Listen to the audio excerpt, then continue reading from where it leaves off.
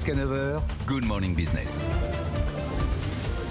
Et on va célébrer ensemble un succès sur ce plateau. Philippe Pouletti, bonjour, directeur général de Truffle Capital, fondateur et administrateur d'Affluent Médical. On va célébrer le succès initial de la première implantation chez un malade de votre valve cardiaque mitrale. Vous êtes venu avec, c'est génial. C'est tout petit. Bien sûr, c'est tout petit. Savez-vous, Laure, votre valve mitrale, combien de fois elle s'est ouverte et fermée depuis votre naissance? 1 milliard, non, c'est ça? Non, mais elle est là, elle est sur mon cœur. Fois, bien sûr. C'est la valve qui est entre votre oreillette gauche et votre ventricule et qui doit se refermer quand le ventricule se contracte pour envoyer le sang dans l'aorte vers le foie, le rein, le cerveau.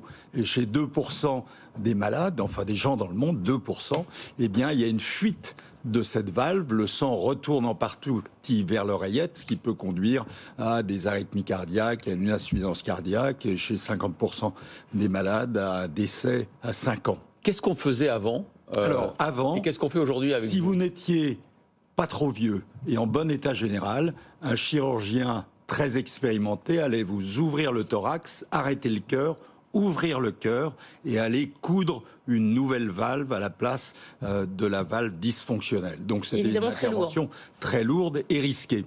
Ouais. Et la révolution désormais, conduite par Affluent, avec quelques concurrents américains, mais qui n'ont pas l'esthétique et la fonctionnalité de cette valve, c'est juste de faire un petit trou dans le thorax, d'introduire un cathéter, parce que cette valve peut être compressée avant l'intervention, et en moins de 15 minutes, déployer cette nouvelle valve à cœur battant. Et la malade qui a été opérée par le professeur Salizzoni à Turin est sortie des soins intensifs dès le 5e jour. Et c'est un résultat, un succès initial. Il faut être prudent, il faut plus de malades, il faut un suivi plus long, mais c'est une révolution potentielle pour la cardiologie interventionnelle. Alors vous avez une deuxième application de ces valves, cette fois-ci c'est en matière autour de l'urètre, pour lutter contre l'incontinence urinaire. Vous êtes venu avec je suis venu préparer. Alors donc on aura un interrupteur pour aller faire pipi maintenant. Alors effectivement, vous savez que l'incontinence urinaire sévère, chez les femmes, chez les hommes, c'est dramatique. Le marché des couches culottes de l'adulte est supérieur au marché des couches culottes. On en parlait à l'instant avec Daniel. Vous connaissez les difficultés dans les EHPAD. Eh bien, ce que fait Affluent, c'est de développer un sphincter urinaire implantable dans l'abdomen avec une petite télécommande qui ressemble à une télécommande de voiture.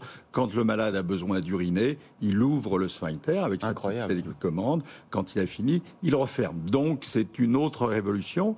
Et donc, Affluent, on essaye de développer la société comme une société avec plusieurs produits. Vous l'avez testé, cette deuxième... Alors, effectivement, il y a eu 3 malades chez qui, de manière aiguë, le sphincter urinaire a été implanté. L'essai pivot devrait commencer fin 2023 vers un enregistrement à l'horizon 2025-2026. Et sur ces 3 malades, ça fonctionnait ?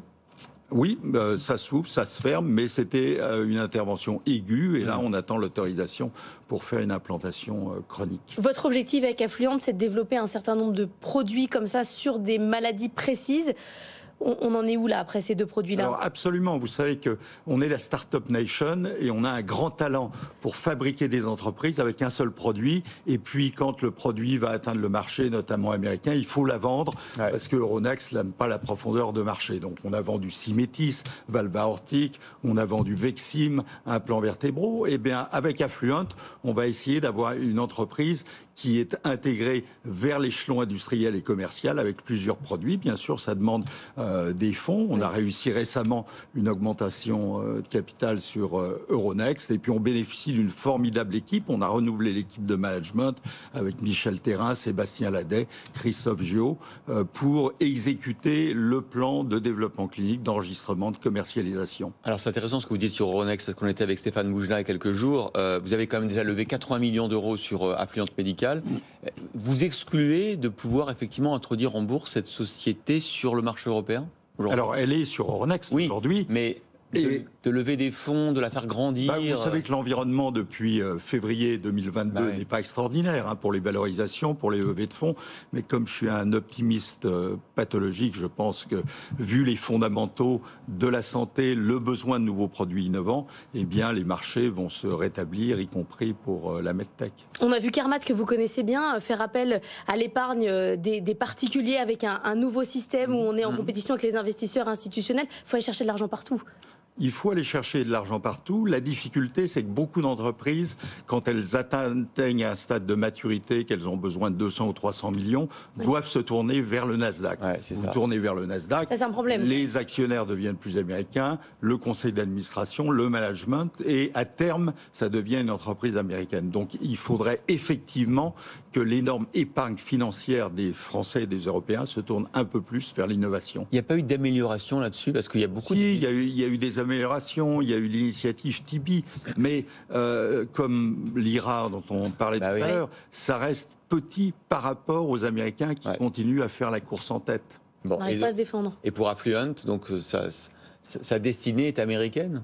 Non, sa destinée, si on y arrive, reste française et européenne pour avoir une belle medtech d'envergure européenne. C'est vrai que vous, comme d'autres, vous nous faites rêver chaque matin avec ce fourmillement d'initiatives et de réussites industrielles, notamment dans les medtech. Et puis on est frustré parce qu'à un moment donné, effectivement, et on comprend, il faut pour grandir, on n'a pas encore la profondeur de champ sur les marchés européens pour continuer. Je pourrais citer Carbios, vous savez, qui révolutionne le recyclage des plastiques. Bien sûr, les Américains, les Chinois sont en train de faire les yeux doux à Carbios pour implanter des usines, et on espère que les promesses affichées par la France pour Carbios vont se concrétiser. À 6h45, on était avec Ictos et son fondateur. Allez réécouter en replay. C'est un accélérateur de découverte de médicaments. C'était absolument passionnant. Merci beaucoup. Des molécules avec de l'IA, je ne sais pas si vous connaissez, c'est absolument génial aussi. Merci Philippe Pouletti d'être venu nous voir ce matin.